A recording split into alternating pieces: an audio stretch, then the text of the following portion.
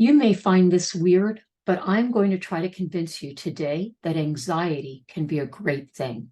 Now, we don't often think of it that way, do we? We imagine debilitating fear, dread, or people who are doing rash, impulsive things without any concern at all for how much risk they might have. But in the business world, anxiety can actually be a catalyst for really great outcomes.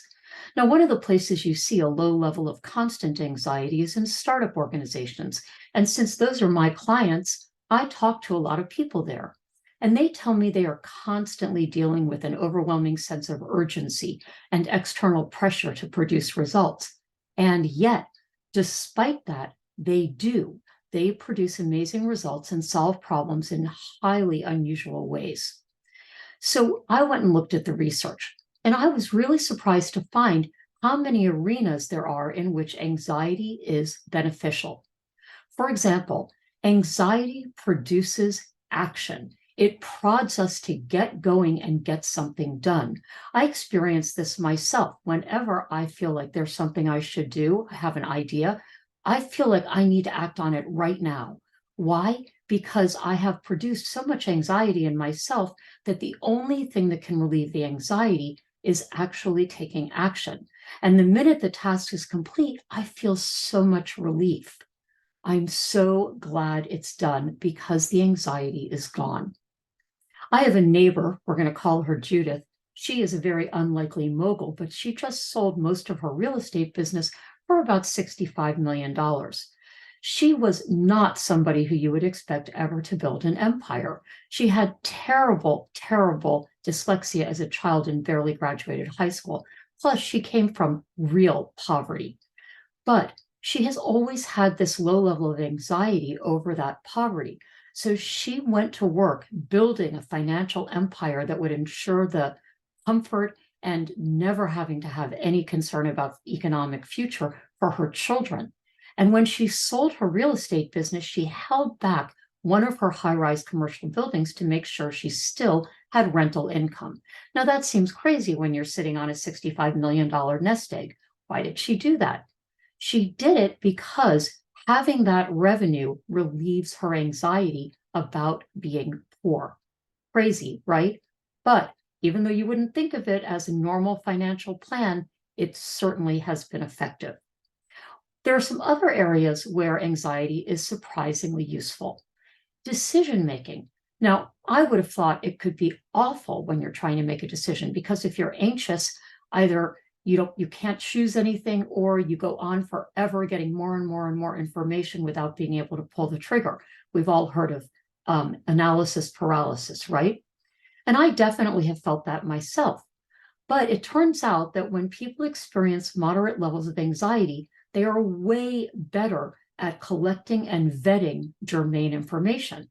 That shouldn't be all that surprising because in primitive times, we needed to be able to count on the information we were getting to make life and death decisions, like being able to recognize scat on the ground as belonging to a pregnant tiger whose cubs we might not want to get too close to.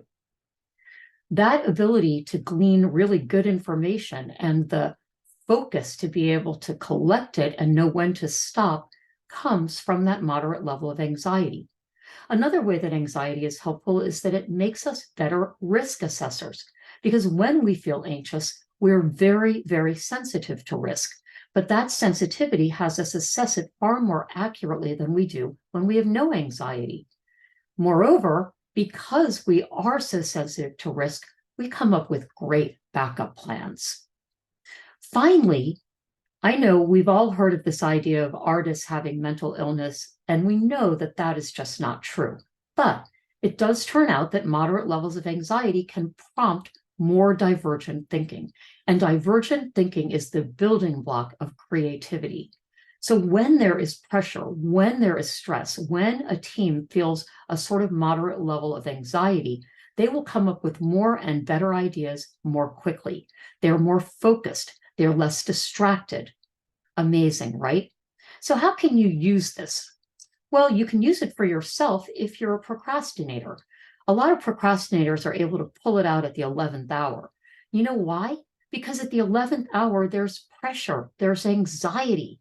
Well, How about moving those deadlines closer so you can artificially create the kind of pressure that builds anxiety and makes you productive? You can reduce your procrastination and increase your productivity. You can also use it to manage your team. Instead of letting people be fully autonomous, which in most cases I recommend, if you build in time fencing, make sure that deadlines are just a little bit sooner than comfortable. Make sure that when you ask for new ideas or problem solutions, you actually time bind it at an uncomfortable level of closeness. So instead of giving people 2 weeks to come up with a solution, get them together for an hour of in-depth brainstorming and problem solving. You will get more and better ideas. And if you create those shorter deadlines, you will get a higher level of focus and productivity. Everybody wins. And those levels of anxieties aren't damaging. We're not talking about sending people into abject dread and into fetal positions in the corner. We're talking about raising the level of stress to a level that produces the best in us. If you've enjoyed this, I hope you will go visit my website, beyondbetter.io, read the article that goes with it, and you can see all the links to the research behind what I've just told you. Also, subscribe to my newsletter and you'll get it straight to your inbox. And of course, I hope you'll subscribe to my channel and come back soon. Thanks.